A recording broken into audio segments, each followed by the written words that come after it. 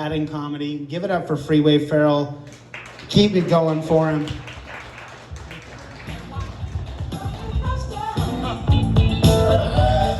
Hey, all right, I like that one. All right, you guys, that was some weak shit. Let's hear it. Come on, show a little bit of life. There you go. Well, good evening, ladies and gentlemen. How you guys doing tonight? Good, huh? You doing all right? My name is Freeway, like the man said, so if you're wondering, my parents did a shit ton of drugs. Yeah, that is my honest-to-God, born-with name. It's not a long story, it's an easy formula. Dad had this theory or a formula for coming up with your name. How you were conceived and where you came out had something to do with what you wanted to be called in life. That was his little formula. So apparently my mom and my dad were having a really good night and I was almost named Kilo. Yeah. The night didn't go quite as well and I was dropped down to 8-ball. Then it went to Graham. Apparently at one point in the night I was almost named, we got to get a new hookup, Farrell. But during a high-speed chase, at one point, Dad said, let's just go with Freeway. And here I am. Hi. And you can imagine I got teased all the time when I was a kid. I got teased a lot. I remember one time there was this gal, she is literally sitting on top of me. And she's just like, your name is stupid. You have the dumbest name in the world. Your parents were drug addicts. Finally, I'd had enough. I was like, get off me, Grandma. Damn, what are you laughing at, Pastor Dan? Mister, there's lifesavers in my pocket. Oh, you had a Pastor Dan too? Okay.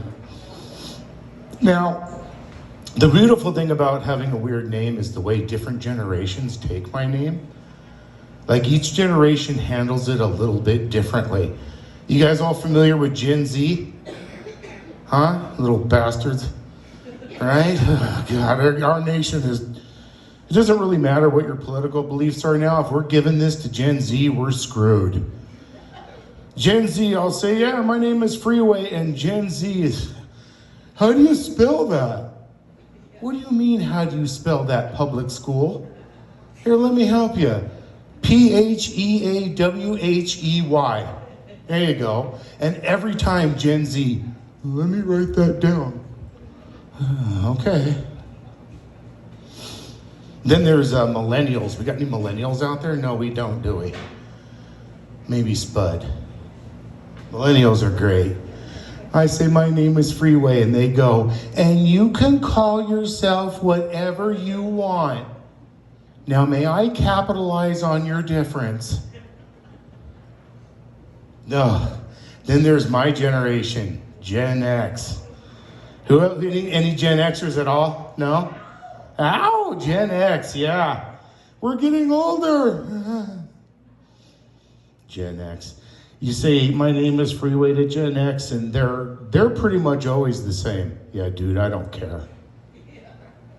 Hey, we had a guy named Bon Jovi, and I think that goes on pizza. We also had a guy named Prince. And just a quick side note. What the hell, we're talking about Prince here for just a quick second. What the hell was Purple Rain? Exactly. I'm guessing because it was Prince, it was sticky and potentially warm. I don't know, just a side note. Yeah, Gen X is great for that. And now my favorite ones are the boomers. Boomers are great. You guys are lovely because I'll be like, my name is Freeway. And boomers are like, I'm not calling you that. All right? Your name is either Tom, Dick, or Harry. Pick one. Dick? God damn it, you made that weird. Okay, Harry, son of a bitch. So, yeah, it never fails. I am a 55-year-old dad. Single father. Hey, don't applaud or nothing. Thanks. I wouldn't wanted you to anyway. Yeah, single father. So life is definitely changing. Is anyone here like really glad 2025 is over? Anybody? You fucking glad that year is just gone, right? 2025 was a changing year for me and one of my worst.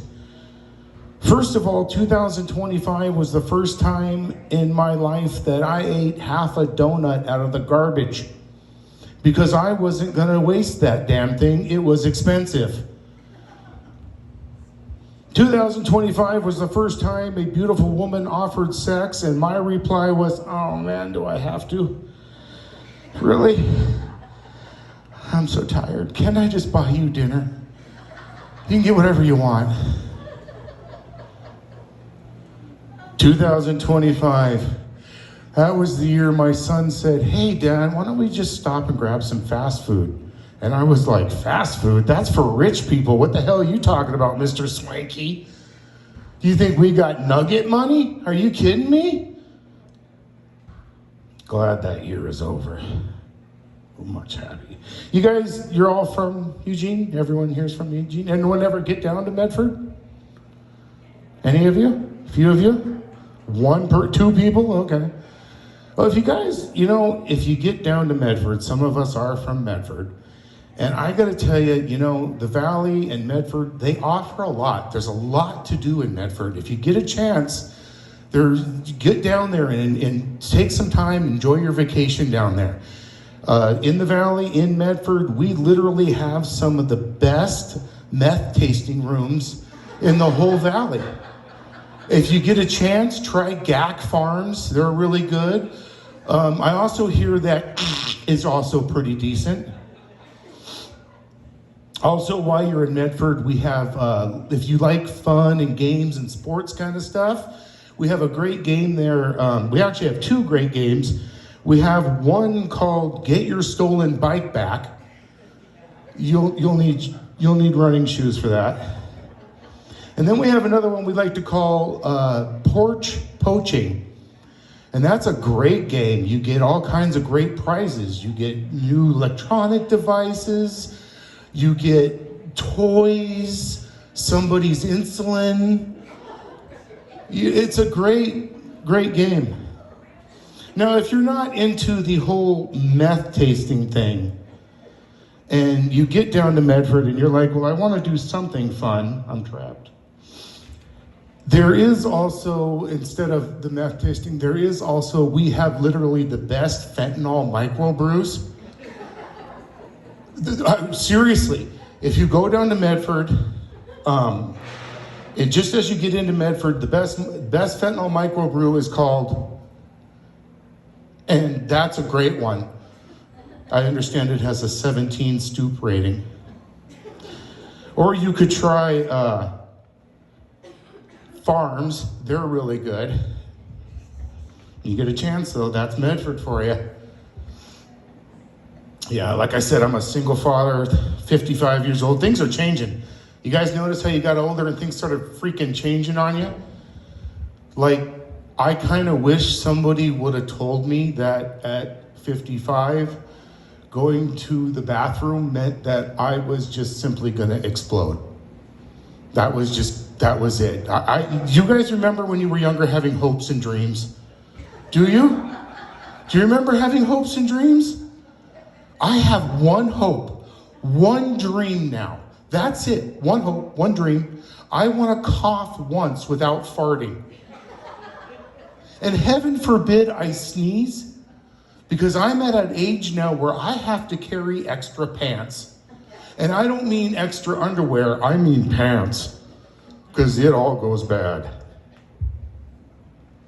Yeah, and I noticed that as I got older, my sex life kind of went from, my appetite basically just took over. It's terrible. I sex, but eating, hey there, how you doing? And what I mean by that is, ladies, I can give you guys a great example. I eat a peach like it's my girlfriend and I just got out of prison. Now you giggle, but I eat a Twinkie like I'm still in prison. Oh, you laugh at me, but like you've never licked a ho-ho. Got the chocolate off. It's terrible. I mean, just eating is everything. Like, I just love to eat. Like for me, first of all, a sausage party for me actually involves sausage. Legitimate, you know? An orgy for me, let me explain to you my perfect orgy. You get a tarp and you lay it out on the living room floor. You get naked. Now all you need is a pile of barbecue. That's it. And you notice I didn't say a plate or a platter. I said a whole freaking pile. And some of you are judging me right now, but I know damn well on your way home you're going to go, where's the good tarp? And we need to stop for some barbecue sauce. It's terrible because I'm literally nowadays, I am at my best sexually when I'm trying to get the pudding out of the bottom of the cup. Because I'm all...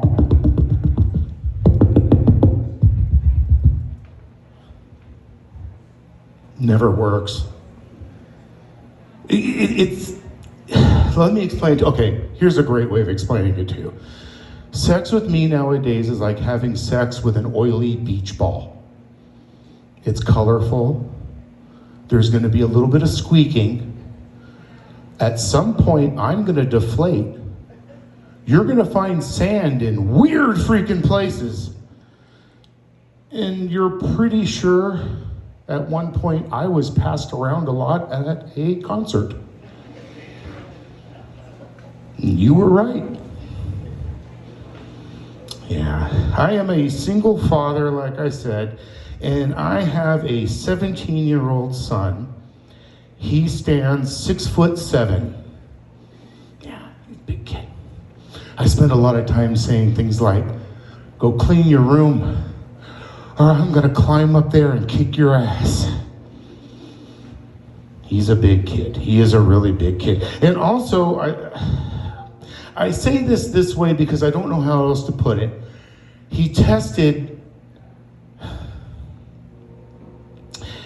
My son tested with a high IQ.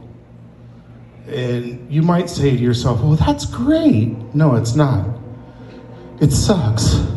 First of all, my son's IQ when he was tested is 160. Does anyone else here know who had an IQ of 160? Anybody? No education in Eugene at all. Okay. Well, Einstein had a 160 IQ. Is that thing gonna hit?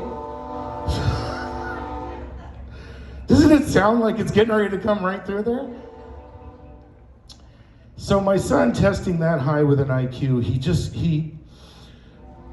first of all, my son believes that if he becomes the world's first supervillain, that will create the world's first superhero, and then he's doing a good thing, right? Now, let me give you some examples of this kid. Like, for example, one morning he wakes me up from a dead sleep, and he's like, Dad, do we got any magnesium and copper wire? Son, do you have any idea what time it is? No, I took my alarm clock apart.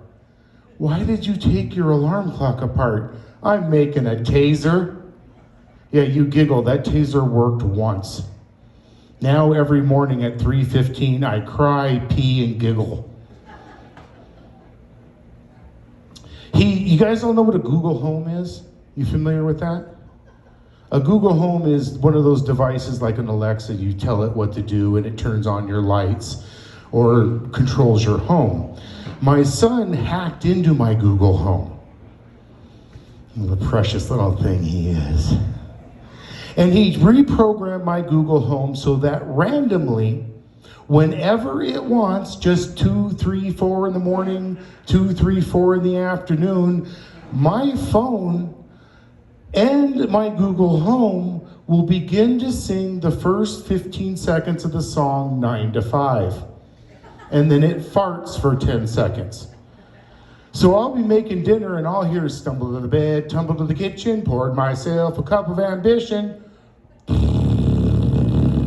Yeah. Now we're going to get back to that in a minute. You guys all know you guys all watch Breaking Bad? You know what? I'm familiar with Breaking Bad. I let my son watch Breaking Bad, and before you judge me, it kept the little shit quiet for 45 minutes a night. So he's watching Breaking Bad. He gets really into the show, super into it.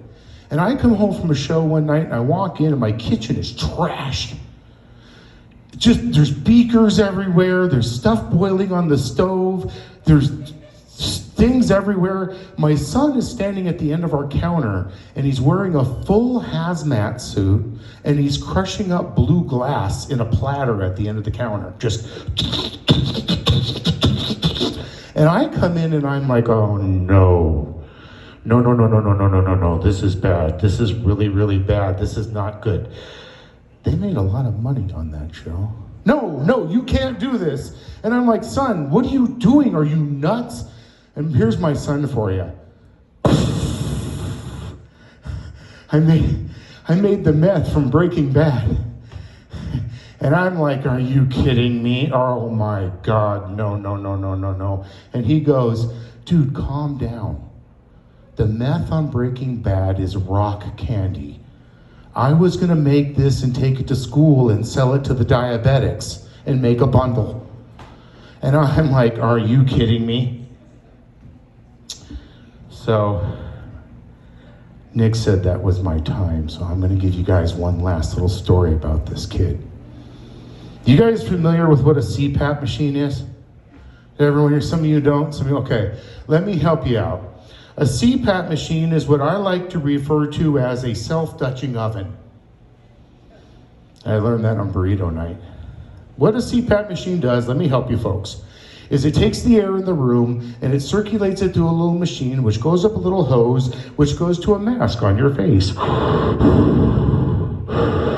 And some of us have to wear it because our body says, when you go to sleep tonight, I'm gonna kill us. You made stupid decisions. So that's what a CPAP machine does. Also, side note, a CPAP machine is not the time to ask a girlfriend if she wants to get busy with it, because everything in a CPAP sounds perverted. Watch. Did you let the cat out? See? So one night I'm sound asleep again. And I'm dead to the world. And you know that feeling you get? We've all had it when you're out. But you get that feeling somebody's in the room with you. You know what I'm talking about? Usually it's like your dog or your cat, your dead grandmother's ghost, whatever. You get it. I'm asleep and I get that feeling and my eyes pop open and there's my son standing next to the bed. Yeah. And I say, hey son, what are you doing? That's when I notice something. My son is standing there and he has his pants around his ankles.